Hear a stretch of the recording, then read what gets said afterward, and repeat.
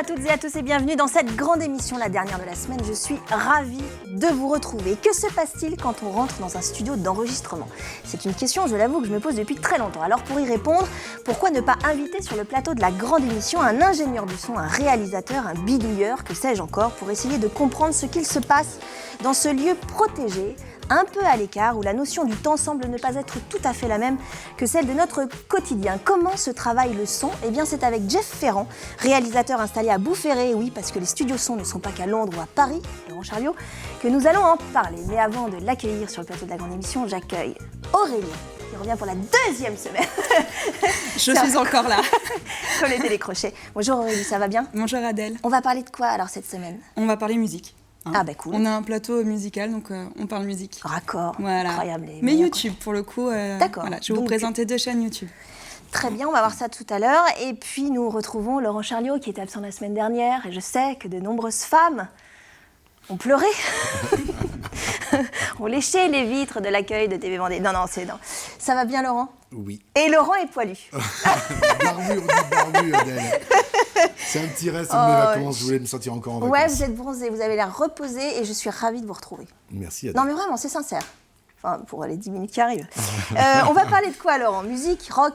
Eh ben, on va parler de l'été encore, puisqu'on est encore un petit peu en été, puisque j'ai gardé ma barbe d'été. Donc, on va faire une petite rétrospective des festivals du Grand Ouest. Et il y en a eu pas mal. Et il y en a eu beaucoup. Et puis après, deuxième partie, on va se projeter, puisque la rentrée, c'est maintenant, dans les salles et quelques festivals. Ce qui va se passer dans les prochaines semaines dans la région. D'accord, je vous présente Aurélie. On s'est rencontrés, ça y est. Je pense que c'est fait. le match est fait. Jeff Ferrand, bonjour. Bonjour Adèle. Merci d'avoir accepté l'invitation de la grande émission. Alors, vous avez ce qu'on appelle un studio son, un studio d'enregistrement à Bouferré. Et je le dis parce que on croit toujours que c'est dans les grandes agglomérations, Nantes au plus près de chez nous, mais non, c'est pas loin de Nantes, hein, Bouferré. Vous êtes tout près. Alors justement, on va faire un petit point sémantique tout de suite. Qu'est-ce qu'on dit? Ingénieur du son, réalisateur son, comment... Alors ça, c'est un peu la grande question, en fait. Vous, comment vous vous qualifiez? Alors, moi, mon travail, en fait, c'est d'analyser le son, c'est d'essayer d'apporter un maximum de plus-value au son, d'apporter un maximum d'analyse à l'ensemble des groupes qui viennent au studio. Alors ça va être au niveau de la prise, ça va être au moment du mixage, ça va être au moment du mastering, ça va être au moment de la réalisation globale. On expliquera ce que c'est que le mastering et le mixage après, ouais. Mais c'est vraiment... ça fait bizarre de se voir derrière comme ça. Ah bah oui, ça surprend, ouais. Ça surprend. De dos, ouais. De dos, ça va encore. De dos. Mais en fait, c'est ça, c'est vraiment de prendre en fait des artistes, d'analyser leur musique au maximum, et puis au fur et à mesure, d'essayer de construire ensemble le morceau, de l'analyser, de trouver le son qui est vraiment adapté. Voilà, c'est ça en fait mon job. C'est pas que de mixer, que de masteriser, que de faire la prise de son. Ouais. C'est un ensemble. D'où le mot réalisateur alors? C'est compliqué de dire que un G-son, prise ou mixage ou mastering, c'est vraiment... Moi, je tiens absolument à ce que ce soit un ensemble. Voilà. Quand on s'est rencontrés, parce qu'on s'est rencontrés avant de préparer l'émission, vous disiez que le mot ingénieur était un peu fort pour vous. Le côté ingénieur, il y a un côté... Je trouve qu'ingénieur, ça fait très polytechnicien, ça fait très pompeux, très au-dessus un petit peu, alors que c'est hyper simple, enfin c'est hyper simple. L'approche, en tout cas, elle est extrêmement simple. Hein. C'est simplement d'être le 4e ou le 5e musicien de l'équipe. D'un album, d'un projet, d'avoir un nouveau regard et puis d'essayer d'apporter le maximum qu'on puisse apporter avec de nouvelles choses, de nouvelles idées. Ou même carrément de déconstruire pour mieux reconstruire, ça va être ça. Ouais. Ça va être je vais donner un exemple qui est tout bête. Hein. Mon grand combat en permanence, ce sont les solos de guitare. Hein. Et j'essaie toujours, avec les guitaristes, de leur faire jouer le minimum de notes dans les solos pour que ça devienne hyper pertinent et non pas une prouesse technique. D'accord. Voilà, c'est ça en fait mon travail. C'est de tout le temps analyser et tout le temps en fait apporter un nouveau regard sur le projet. Voilà, c'est ça. D'où vous vient votre, je ne sais pas si on peut dire ça, mais l'amour du son? Vous êtes musicien à la base? Oui, Adèle. En fait, moi, je suis musicien à l'origine. Vous dites ça comme si c'était le cas. Eh oui, je suis batteur? Moi, je suis batteur à l'origine, guitariste. Ouais.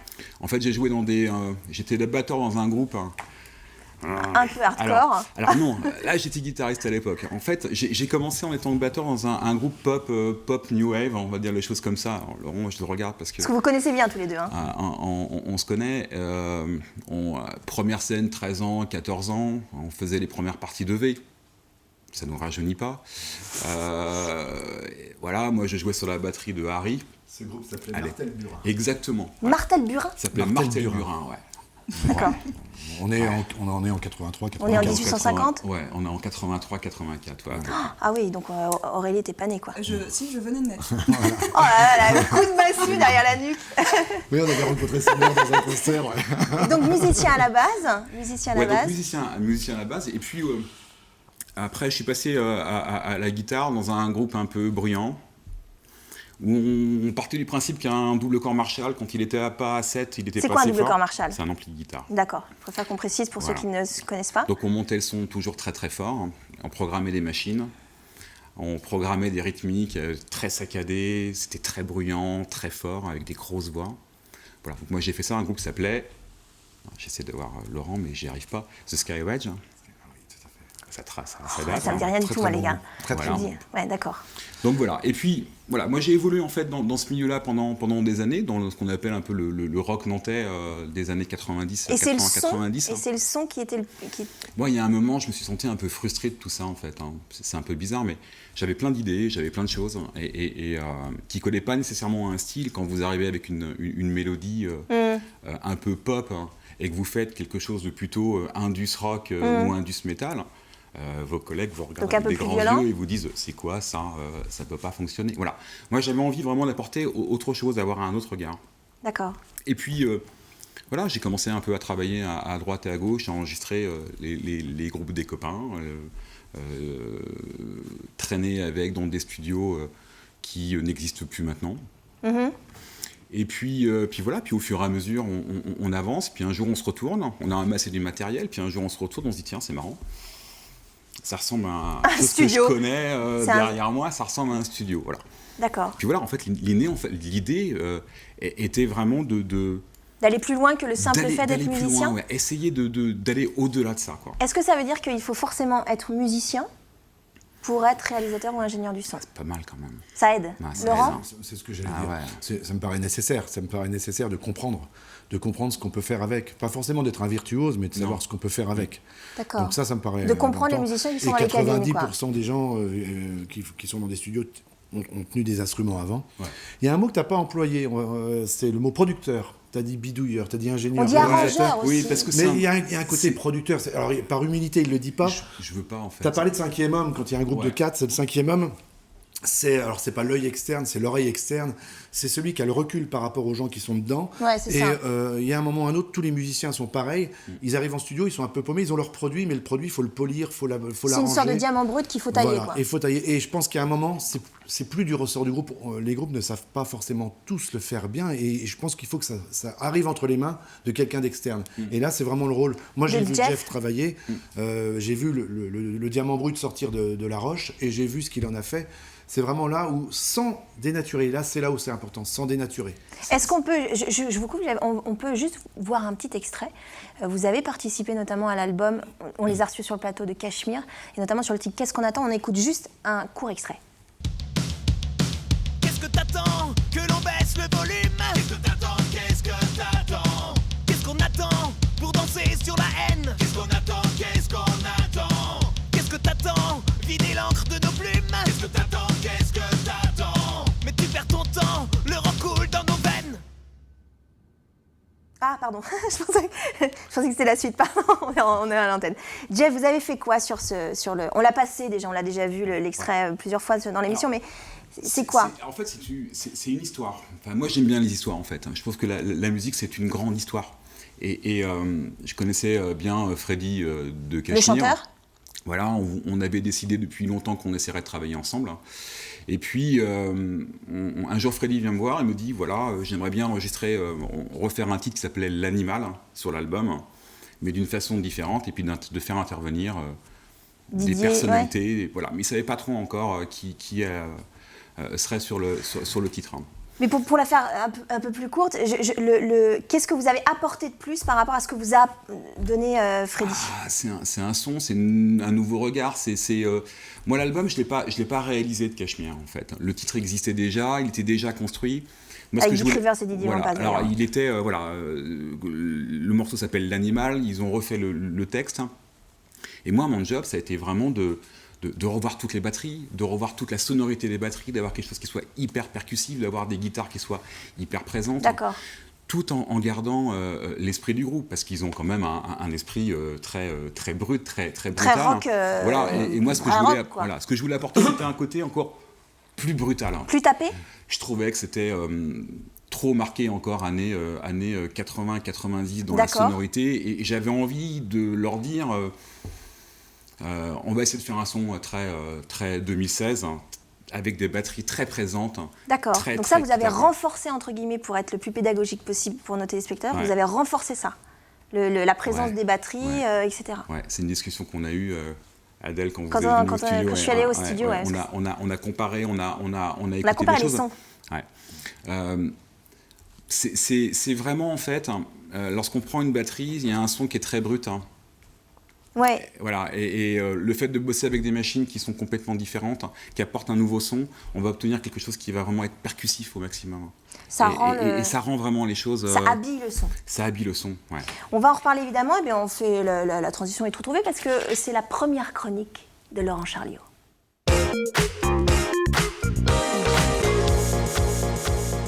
C'est la première chronique interplanétaire de Laurent Charliot de 2016-2017. Je ne sais pas si les gens se rendent compte de la chance qu'ils ont de vous regarder. J'ai la pression, il ne faut pas que je la loupe celle-là. On se vous doute. Vous ne pouvez pas la louper. Alors. Voilà, on va faire un petit bilan de ce qui s'est passé cet été, puisqu'on a la chance d'être dans une terre de festivals dans le Grand Ouest. Donc tous les grands festivals ont fait carton plein, puisque bien sûr on retrouve en tête les Vieilles Charrues, qui ont fait 212 000 spectateurs. C'est immense, c'est énorme. Plus que... C'est le record. C'est le record. C'est le record. Derrière, on a le Hellfest, qui est en deuxième position avec 159 000, c'est très bien. L'Interceltique de Lorient, on n'en parle pas autant, mais c'est 141 000 personnes, donc ça colle au Hellfest. C'est pratiquement autant de personnes que le Hellfest, donc il y a autant de Brézous que de métalleux qui sont intéressés. Et puis le quatrième, c'est notre Vendéen de Poupée. C'est Poupée 80 sur 100 festivals, ils arrivent en 4e position dans la région, dans la grande région, puisque je vais jusqu'à Lorient. Sur des jauges qui ne sont pas les mêmes en plus. Voilà, et ils ont fait 83 000 visiteurs, c'est énorme, et donc c'est bien réussi pour leurs 30 ans, puisque c'était leurs 30 ans. Ils les ont commencé avec les Elmer dans les premières soirées, et ils ont fini avec la bande à Cirkis, Indochine, le dernier soir. Donc bravo au Festival du Poupée.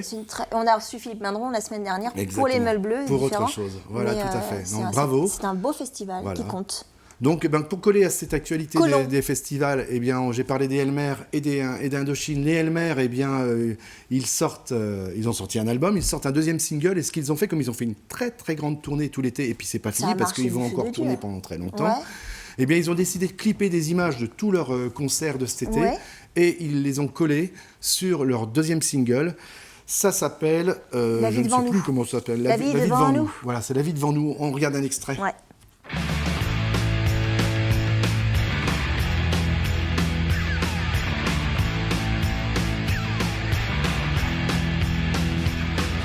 J'apporte quoi donc des courbes dorées par des soleils brûlants. Épaté, tant à piquer, je ne perds jamais mon temps.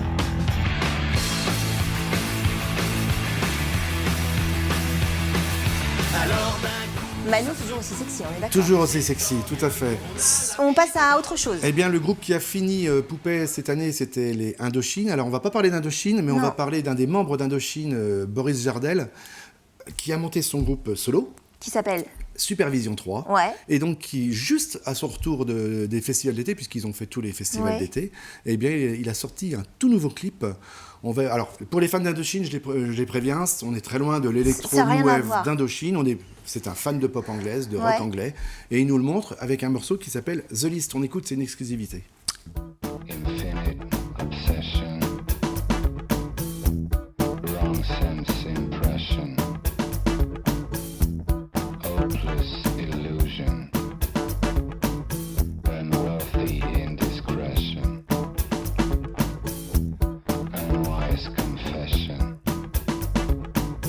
sexual implication.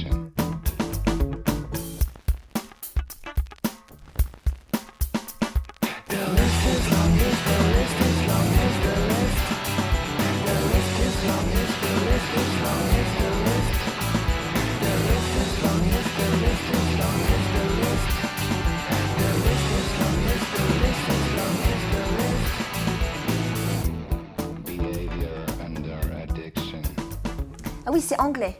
C'est plus Très c'est british. anglais. J'aime beaucoup. Tout à fait. Boris, que vous connaissez bien, vous avez travaillé avec lui. Oui, Boris est venu au studio il y a 2 ans de ça à peu près, puisqu'il a participé sur un album de The Ones, Ouais, sur avec lequel, Manu voilà, de Nars. voilà, D'accord. sur lequel j'ai en fait fait les prises de son. D'accord. Voilà, Donc, raccord, partie, raccord etc. encore.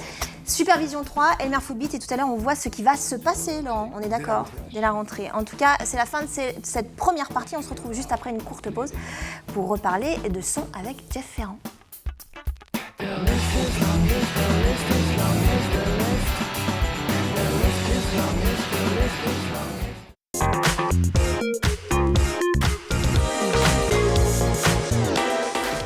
De retour dans la deuxième partie de cette grande émission consacrée au son et plus spécifiquement, pardon, oh, je vais pas la refaire, hein. De toute façon ça devait bien arriver, au rôle de réalisateur son, ingénieur son, producteur, arrangeur, on en a un petit peu parlé au début, et nous sommes en compagnie de Jeff Ferrand qui a un studio son à Boufféré, en Vendée, parce qu'on le dit, hein, on croit toujours que c'est dans les capitales, mais en fait pas forcément, hein, il y a des studios juste à côté de chez nous.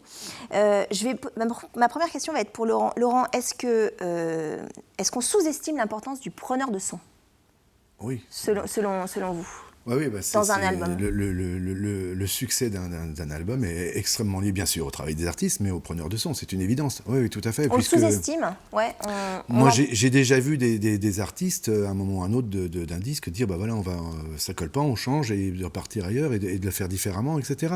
D'accord. Bien sûr, c'est une influence, et on a vu l'exercice, des fois, d'être produit, remixé, remis en son par d'autres. Bien sûr, c'est une patte, c'est le 5e homme dans un groupe, hein, c'est une patte importante. Jeff, Je vais même rebondir. En fait, toutes les étapes, elles sont importantes. La prise de son, le mixage et le mastering. Et le fait, à chaque fois, de bien positionner un micro en face d'un bon ampli, de faire le bon choix, d'aller chercher même des résonances, hein, d'aller chercher des éléments qui n'existent pas, qu'on n'entend pas nécessairement, peuvent apporter un maximum de vie à la musique et à un album. Hein.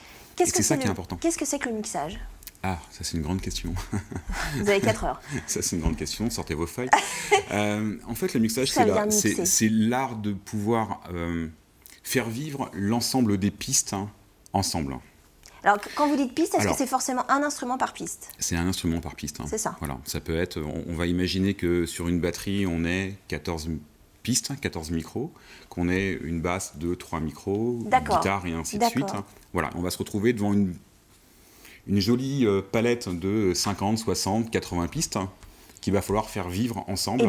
Et harmoniser tout ça? Harmoniser, dynamiser, tenir l'ensemble, ou même raconter une histoire qui est un peu différente. Hein. D'accord. Triturer un peu. C'est-à-dire qu'à un moment donné, vous pouvez mettre, pour être très concret, vous pouvez mettre un peu plus de batterie à ce moment-là, un peu moins. On peut tout faire en fait. Vous pouvez tout faire. On peut tout faire. On peut même recevoir des pistes qui ont été prises dans un autre studio, qui ont été prises d'une façon un peu cavalière, Ouais. et faire en sorte qu'elles deviennent jolies, harmonieuses, faire revivre en fait les choses. D'accord. On peut même recréer, alors ça c'est un grand jeu, j'aime beaucoup, moi c'est recréer des pièces.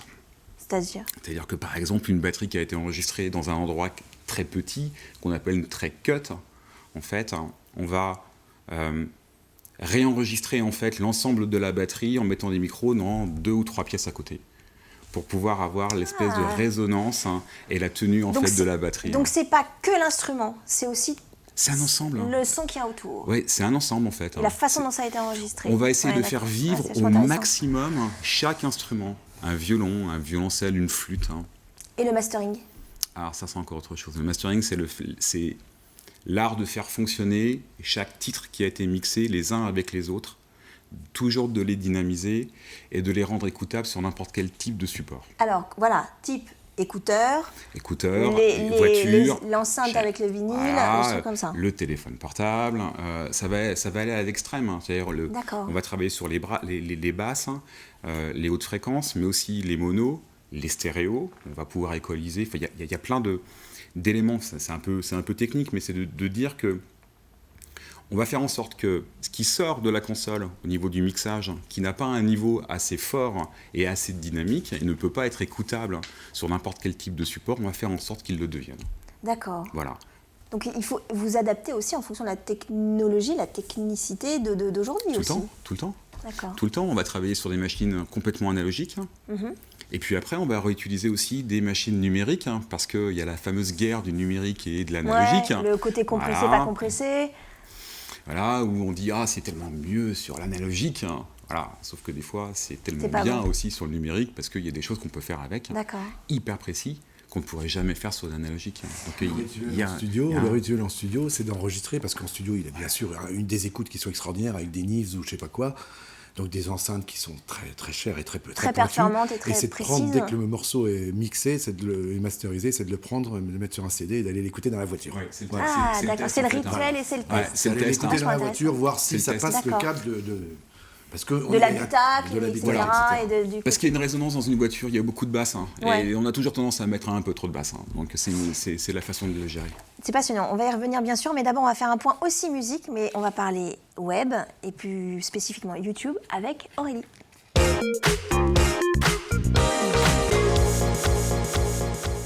Aurélie, on reste dans le monde de la musique. Voilà, exactement. Alors, Moi, il y a- j'avais envie de vous ouais. parler de chaînes YouTube aujourd'hui. Ouais. Des petites chaînes, on va pas parler de grosses chaînes parce que bon, l'idée est vraiment de faire connaître d'autres Bien personnes. sûr. Et la première, c'est Slanel. Donc, c'est une jeune femme qui est totalement autodidacte. Donc, on ne va pas parler de son parce qu'elle se débrouille avec ce qu'elle a chez elle. Mais voilà, c'est un ovni. Elle a une voix qu'on reconnaît parmi suite. mille quand on l'écoute. Moi, c'est une chaîne qui a 7 ans et je la suis depuis au moins 4-5 ans. On écoute 2 extraits, un de Coldplay, un de Van Joyce, et on en reparle juste après. And it was cold yellow. So then I took my turn. Oh, what a thing to have done. I was scared of pretty girls and starting conversations. All my friends are turning green. You're the magician's assistant in the dream. Alors ça, comment c'est son nom? Slanel. Slanel. Et donc Voilà. elle a sa chaîne. Elle a fait sa des chaîne covers, depuis elle 7 fait ans, des elle reprises. fait des covers, tout à fait. Et voilà, c'est vraiment un ovni de YouTube. Enfin, moi, j'adore. Elle a une chaîne qui est très peu connue parce que c'est pas quelqu'un qui cherche forcément La voilà, notoriété, à faire le buzz. Et donc, elle poste ouais. vraiment pour elle et pour le plaisir.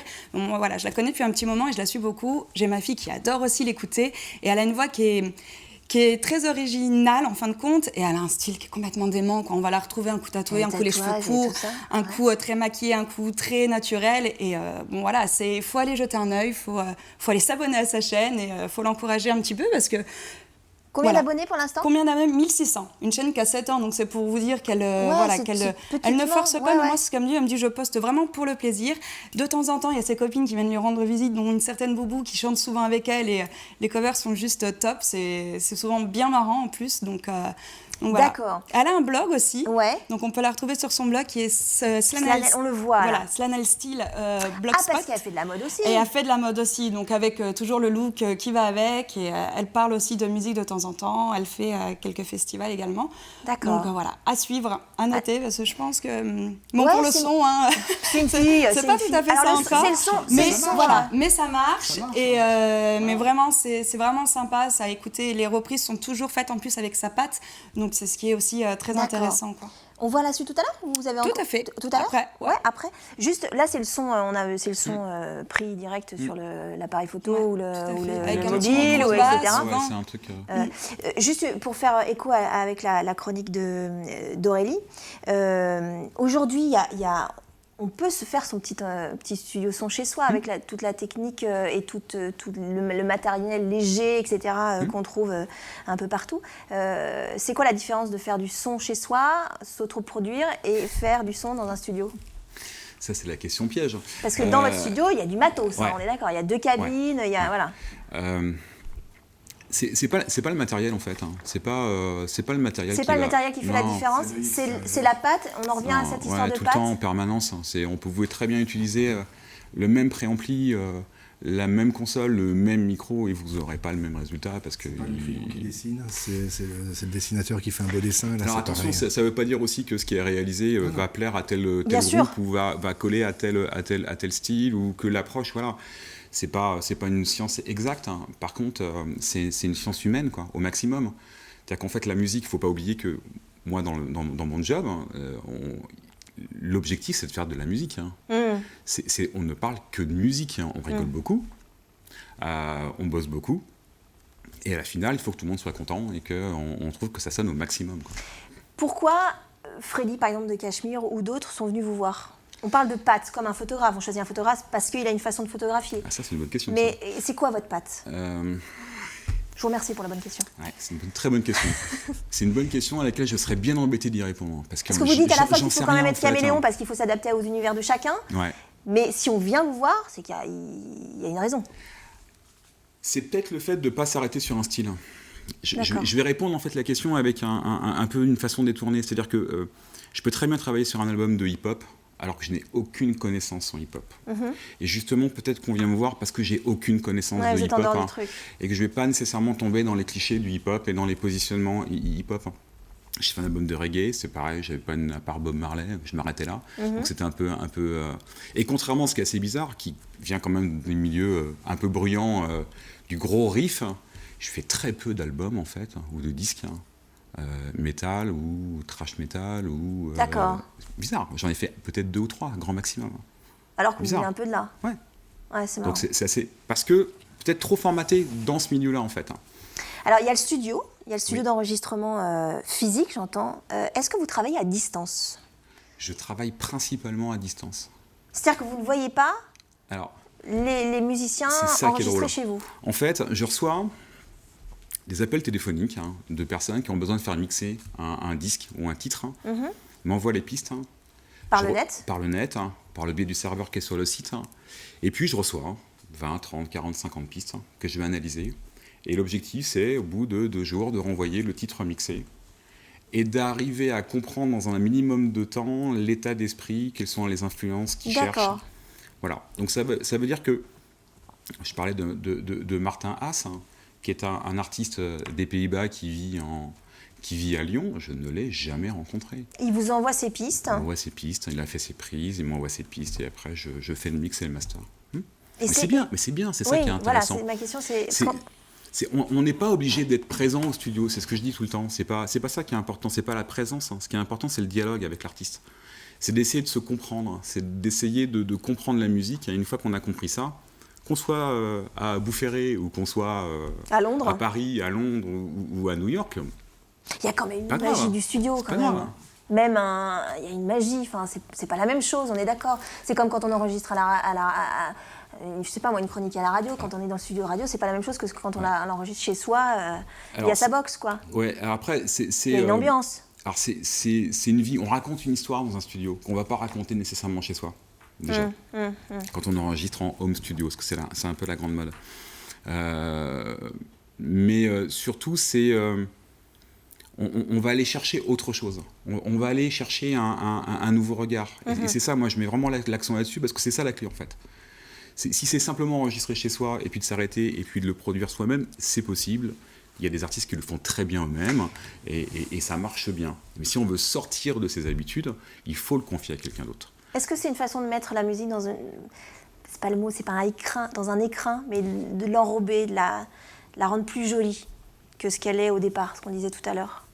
Votre métier? Mon métier, c'est d'essayer de comprendre ce que l'artiste a voulu dire. Ah, d'accord. C'est ça en fait. C'est ce qu'il a voulu mettre en avant, le style qu'il a voulu vraiment développer. C'est ça en fait, c'est d'essayer de comprendre les gens. Et après, une fois qu'on l'a après, faire la compris, musique. de reproduire en fait, ou d'essayer d'apporter une patte qui va faire que ça va coller à ce qu'il veut. Est-ce qu'aujourd'hui, et après on donnera la parole à Laurent pour la suite de sa chronique, est-ce qu'aujourd'hui vous écoutez un album de la manière la plus simple possible en tant que vraiment auditeur lambda? Ou est-ce que vous décortiquez forcément le son? Est-ce qu'il y a une espèce de mécanique Ouais. J'ai jamais écouté un album de toute façon. comme ça, normalement. comme nous?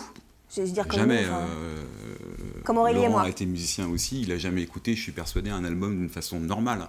Je demande déjà si Laurent est normal, donc déjà à la base. Donc voilà, il y a déjà ça. Non mais Non, c'est vous impossible. arrivez à Moi, être... je sais que déjà tout petit, j'écoutais des morceaux en boucle. Je pouvais écouter un titre 20 fois, 30 fois, 40 fois, 50 fois. Repeat. Et on me disait, mais à chaque fois, mais c'est bizarre, pourquoi tu fais ça? Et en fait, je me rends compte qu'aujourd'hui, c'est ce que je fais tous les jours.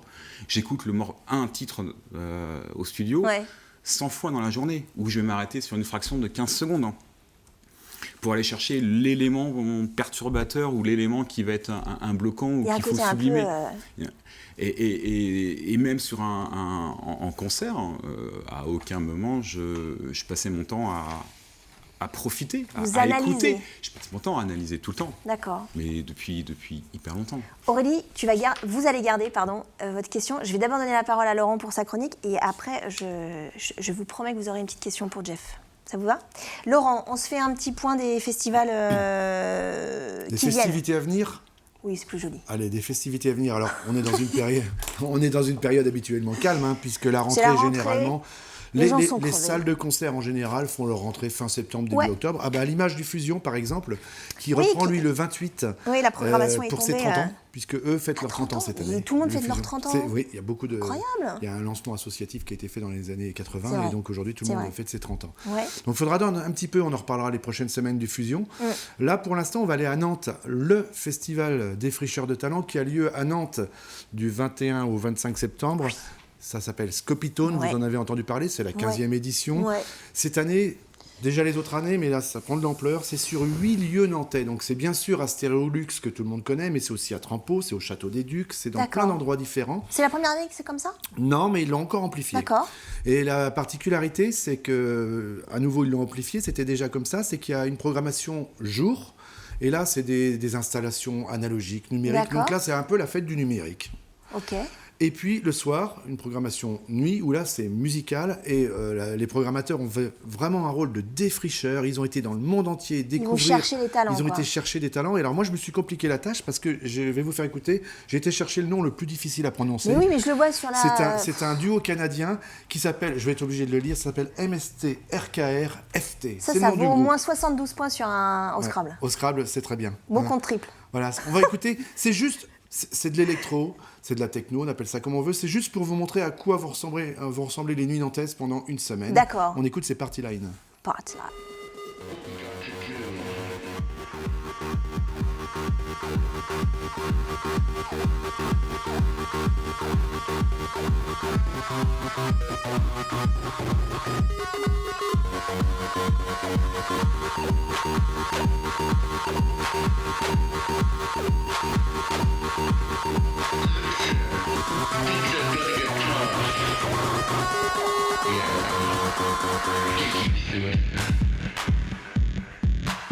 C'est bien. Ouais, tout à fait. C'est Bon, c'est vraiment une programmation pointue hein, pour un public curieux, mais on demande à tout le monde d'être curieux. Moi, je vous conseille d'aller traîner vos guêtres pendant toute la semaine, le jour et la nuit. Il y D'accord. a plein de belles choses. Et C'est du ça 21 au commence- 25. ouais, ça commence mercredi prochain, D'accord, vous y serez? bien sûr. Avec vos fans? Bien sûr. Vos groupies? Voilà. Très bien. Barbu. Pas mes fans. Non, mais on est ouvert, hein. On est ouvert. C'est la fin de cette deuxième partie. On se retrouve juste après une courte pause pour reparler du son avec Jeff Ferrand.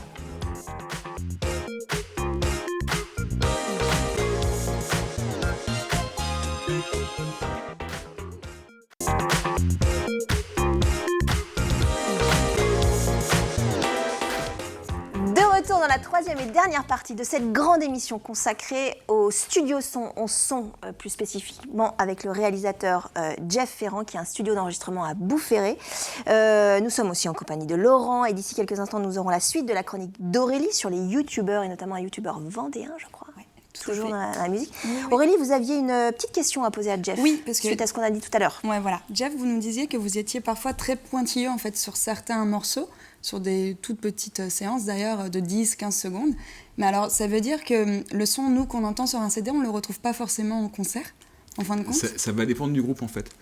Si le groupe veut absolument reproduire le son qu'il a en live, on peut très bien se coller à ça, il n'y a pas de problème. Par contre, hein, il y a certains groupes sur lesquels on va tout retravailler.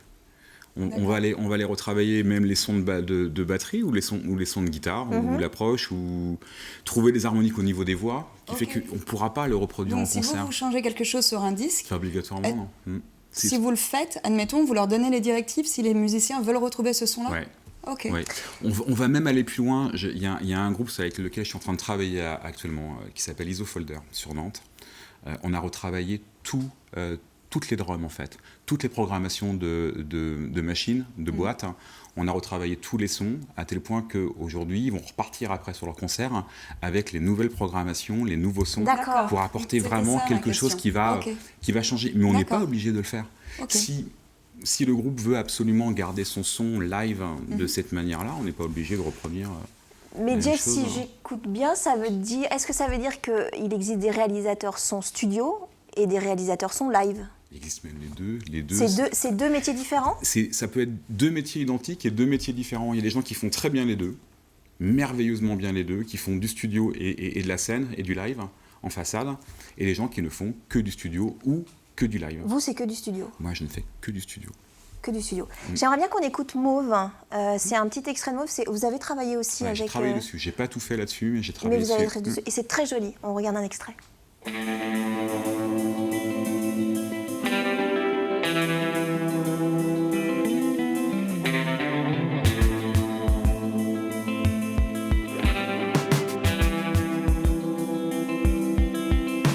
Dans la poussière d'une ville en mouvement, s'effacent les traces. Le temps parfumé d'inconnu éloigne les doutes.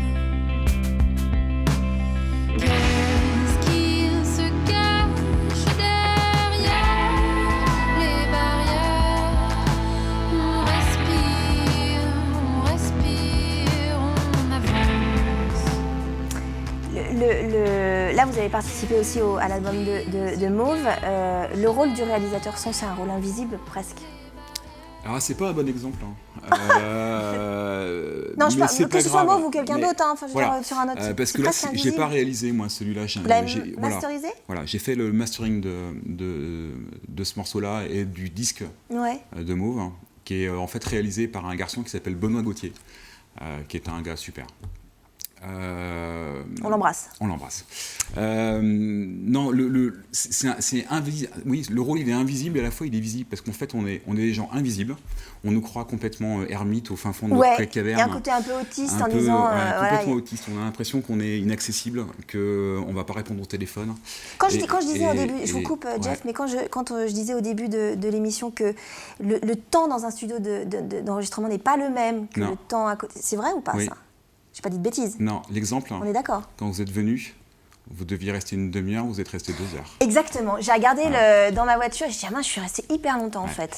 Parce que le temps, il s'est complètement arrêté. On entend de la musique en permanence, Ou alors on vous travaille étiez sur les captivant. sons. Je sais pas. Pas cette prétention-là. Non, c'est vrai que le temps n'est pas le même. Mais ça n'a rien à voir. C'est pas être autiste. Hein, c'est on va s'arrêter sur un détail. Hein, on va aller figer quelque chose. Hein, on va aller chercher. Hier soir, j'ai figé sur des coups de caisse claire qui n'étaient pas linéaires sur un morceau. Et voilà, et je vais aller chercher chaque impact de caisse claire pour essayer de remettre tout droit. Voilà, c'est des exemples. Hein. Et là, quand on commence ça, il n'y a pas de temps. Est-ce que vous protégez votre oreille? On Est-ce que vous faites des travaille check-up moins avec fort, votre hein. médecin en disant Mince, j'ai ma conscience qui me rattrape. non mais c'est un outil de travail, Non, on est c'est d'accord. C'est hyper important. Donc est-ce c'est que vous hyper avez peur d'être important. sourd? Non, parce que c'est des temps de travail, c'est un temps de travail qui va être très fort à un certain moment et on va vite baisser, on va aller contrôler en fait les choses. On va aller chercher des fréquences. Hein. Certaines fréquences, on va les avoir très très bas et d'autres, on va les avoir très fort. Donc on ne travaille pas 10 heures d'affilée à fond, heureusement d'ailleurs. Vous faites attention à votre oreille ou pas? Ouais, on devrait faire plus attention, ça c'est sûr. Mais on ne peut pas travailler avec des bouchons, on ne peut pas travailler avec des choses comme ça. Donc on va travailler à un niveau sonore qui est adapté. Voilà, je vais répondre comme ça. Donc votre plus grand ressenti, c'est pas d'être sourd. Je reviens là-dessus parce Non. que ça me fascine en fait. Je me dis, et d'ailleurs, est-ce que votre Non. oreille se change? Est-ce que vous la professionnalisez? Est-ce que vous la travaillez? Ouais. Est-ce que comme un Oui. dessinateur travaille son Oui, trait? tout le temps.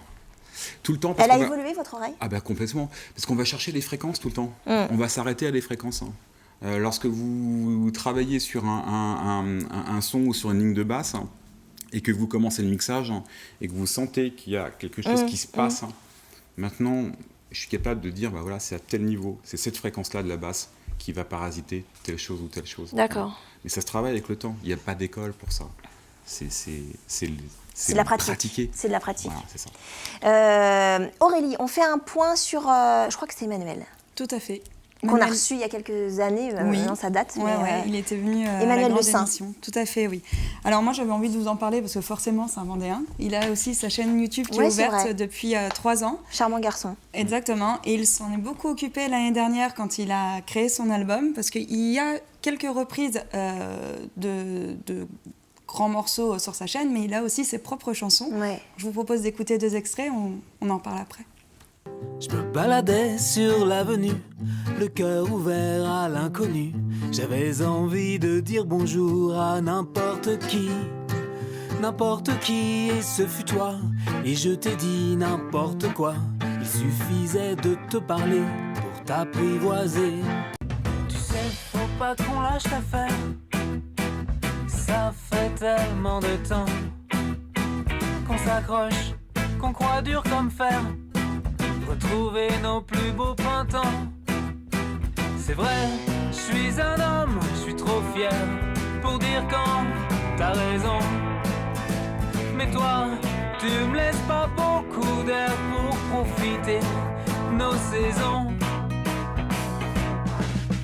À vous Aurélie. Ça c'est Emmanuel Le Saint, c'est son Tout à fait, ouais. album. Alors donc là, le son forcément est beaucoup mieux hein, Oui, que mais parce Slanel que qui se c'était pas- débrouille oui. avec son propre matériel. Et Jeff, crois que Jeff a a bossé. travaillé avec lui voilà, sur son album. Ouais, donc, j'ai fait le mastering de l'album. Voilà. Mm. Et ce qui est très intéressant en fait sur sa chaîne YouTube, au-delà qu'il qu'il présente ses morceaux et ses musiques, c'est qu'il interviewe en fait tous les gens qui ont participé avec lui. D'accord. Donc on y retrouve quelques interviews. J'ai vu l'interview de Jeff, bien C'est sûr. pas vrai. Si, Ne si. dites rien. Ah bah non, il dit rien, mais c'est pour ça il faut aller sur sa chaîne voir Faut tout y ça. aller.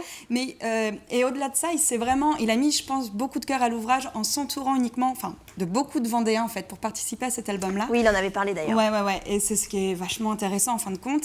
Et je vous dis, faut aller jeter un coup d'œil sur sa chaîne parce que il y a les acteurs qui ont participé au clip. Ouais, Thomas Delaporte. Voilà, on a 2-3 je mots. salue. On a l'interview de Jeff et c'est super intéressant. On y retrouve également ses clips. Il a aussi son site internet. Je crée un album, j'enregistre mon album, c'est ça, qui est toujours en ligne et sur lequel vous pouvez acheter Qui d'ailleurs s'affiche d'ailleurs. Ouais. son album que j'ai emmené bien sûr pour vous, Adèle. Il y a un petit mot de sa part. C'est pas vrai. Si. Donc voilà, je vous les donne, il y a les 2. Ah bon J'ai également... Prenez-en de la alors, graine, Laurent. Jeff, je sais que vous les avez déjà, mais il m'en a donné 2 parce qu'il a écrit un petit mot également pour vous à C'est vrai l'intérieur. Et j'ai également 2 albums c'est pour rigolo. Laurent, C'est un cadeau avec de- un petit c'est un mot. cadeau de Vachement bienvenue. gentil. Voilà, c'est un cadeau de C'est bienvenue. vachement gentil. En fait, c'est le Ah oui, débitage. un petit mot. Donc, Ouais. non, mais C'est voilà, mignon, il faut... ouais. On l'embrasse, Emmanuel. Ouais, il est C'est top, gentil. il a le cœur sur la main, enfin, il est l'embrasse. toujours... moi, je sais, quand je lui dis, écoute, est-ce que je peux parler de toi? Il m'a dit, mais oui, carrément, attends, je te prépare un petit paquet pour tout le Faut monde. qu'il vienne, là. Et ben voilà, on va lui dire de venir. Faut qu'il vienne. Merci beaucoup, Aurélie. Vous savez que Max n'est pas là. Max n'est pas là, mais il a une bonne raison. Il n'est pas là, mais il est là quand même. Parce qu'à l'heure où nous enregistrons cette émission, il est à la Foire des Minets et il nous a envoyé, parce qu'il est comme ça, Max, il nous a envoyé une petite vidéo. Bonjour Adèle et bonjour à tous. Soyez les bienvenus en direct de la Foire des Minets. Alors, une baguette, un jeu de cartes et je vous présente mon ami Mathéo. Ici présent, d'accord? Les cartes sont ici. Mathéo, tu prends une carte, celle que tu veux au hasard. C'est bon, vous l'avez bien vu? Alors on la remet dans le paquet, d'accord? Et là, grâce à la baguette et un cheveu magique,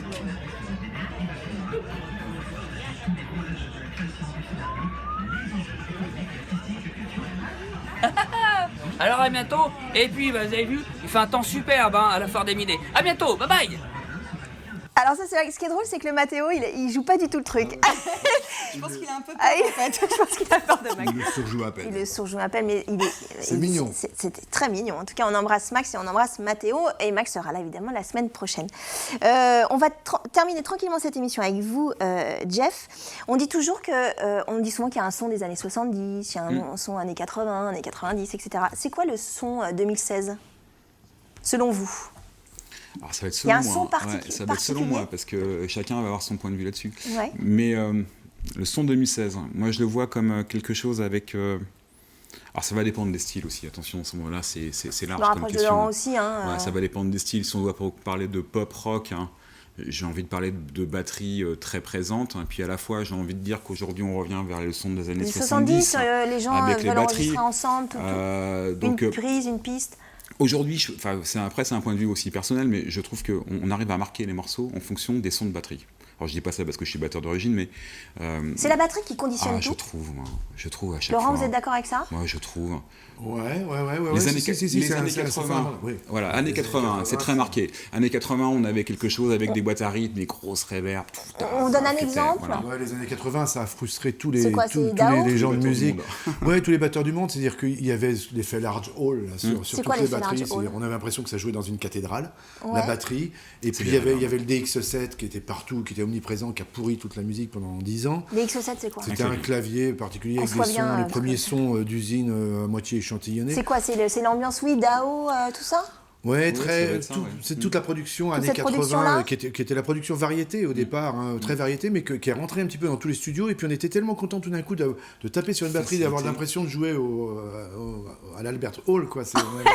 C'était formidable. Ça, alors, quoi. quand t'es dans une cave. Et je crois qu'il y a eu un ras-le-bol et on n'y reviendra pas. Non, je on pense n'y pas. revient Enfin, plus, quoi, ça. Oui et non. Alors, ce qui est assez amusant, c'est que moi, je revois de plus en plus de gens arriver au studio et me donner des références de groupes. Hein, j'ai 45 ans, de références de groupes hein, que je connaissais quand j'étais haut comme trois Donc pommes, des hein. jeunes musiciens qui 30 ans, reprennent. 35 ans et qui vont me parler de Bauhaus, qui vont me parler des Sisters, qui vont me parler de... Et chaque fois, j'ai marqué un temps d'arrêt en me disant « Oh, enfin, c'est moi, on est en quelle époque hein parce qu'il y a une espèce... je pense qu'il y a un besoin de revenir à certaines sources. Alors, en fonction des influences des uns et des autres, hein, certains, ça va être Led Zepp, d'autres, ça va être New Order, hein, une grande mouvance actuellement sur Alors on New a parlé. Order. Ouais. Ça va être des gens comme ça. Donc, C'est quoi? Est-ce que c'est comme la mode? Je me retourne auprès d'Aurélie. Est-ce que c'est cyclique, le son? Est-ce qu'on revient je à un pense son? qu'en fait, c'est comme la mode, c'est un éternel recommencement, Oui. tout le temps. Et on va retrouver des codes, hein. On va retrouver des sons qui étaient adaptés il y a 20 ans ou 30 ans, mais qui vont être remis au goût du jour, qui vont être très typés. Mais c'est bien, en fait, quelque part. Est-ce qu'on peut créer un nouveau son? J'y crois pas, moi. Je pense pas. Je pense pas qu'on puisse créer quelque chose. On va faire un espèce de mix de plein de choses. Voilà. Qui peuvent créer un nouveau son, mais On voilà. fait un espèce de mix d'histoire hein, avec une batterie qui va sonner un peu comme dans les années 70, avec une guitare un peu dans les années 90, avec quelque chose qui va se mélanger, une nouvelle identité, puis on va créer un groupe, voilà, avec un son particulier, mais qui ne sera pas une création, une révolution. Ça va être la réunion de plein de choses différentes. Hein. Je voudrais qu'on termine cette émission sur une phrase que j'ai chopée dans les Inrocks. C'est Dominique Blanc-Francard. Alors, on ne le présente plus, c'est un grand nom de... C'est pas le seul, hein. Je me retourne vers Jeff, mais qui a dit une chose suivante. Il a dit « Il ne faut pas oublier que tout ce qu'on a entendu d'inouï dans l'histoire de l'enregistrement est la plupart du temps lié à des accidents. C'est la magie du studio, une chance inexacte, un micro oublié, quelqu'un qui marche sur un câble et soudain on obtient quelque chose d'imprévu et génial. Mais il faut savoir énormément de choses pour analyser cet accident et l'utiliser au mieux dans un enregistrement. » Est-ce que vous êtes d'accord avec ça, Jeff? On peut très bien. Alors ça peut être... Je vais raconter une petite histoire rapide. Très vite, oui. Quand on a fait des prises de son pour un groupe, hein, on avait positionné un micro dans un couloir, perdu, en se disant on verra bien ce qui va se passer. Puis on avait positionné des micros au niveau des amplis. On n'a pas gardé les micros des amplis. On a gardé que le micro du couloir qui était à 4 mètres de l'ampli parce qu'il avait quelque chose de magique que les autres n'avaient pas. Ah ouais. Donc il n'y a pas de règle en fait. Il avait pris le couloir. Il avait pris le couloir. Mais c'est vrai. Il avait pris la résonance Le du nombre de couloir. fois où j'ai entendu des couloir. anecdotes de groupes qui ont fini à enregistrer une partie de caisse claire ou une partie de guitare dans les toilettes. Parce que Le la studio, résonance, c'est parce une qu'à un cage moment, d'escalier voilà. ou un truc Il comme y a ça, des choses c'est qui ça? marchent comme ça. Il n'y a pas de règle. Hein. D'accord. C'est déjà la fin de cette émission. On aurait pu en faire 2, 3, 4 de plus. C'était absolument passionnant, Jeff, vraiment. En tout cas, je ne sais pas si vous ouvrez de temps en temps votre studio, non, comme ça, si les gens peuvent venir voir et tout ça. Alors, j'évite de le faire trop. Faites payer. Parce Hein. que faut que je travaille aussi un peu. Non, mais mais s'il y a des curieux qui nous regardent, Non, mais j'aimerais bien si, savoir ouais, comment ils ça se peuvent, passe. ouais, bien sûr, ils peuvent. D'accord. Ouais, ils En tout peuvent. cas, merci. C'était un Chez- vrai plaisir, Jeff, de vous avoir sur le plateau. Bon courage pour la suite, pour vos projets. Je crois que vous en avez beaucoup. Ça travaille dur. Laurent et Aurélie, c'était un plaisir aussi de vous avoir sur le plateau. On se retrouve la semaine prochaine. Pas pour vous, Laurent. Ciao. Dans 15 jours, pas dans 15 jours. Aurélie, on se retrouve la semaine prochaine. C'est la fin de cette grande émission. Je vous souhaite une très belle soirée sur TV Vendée.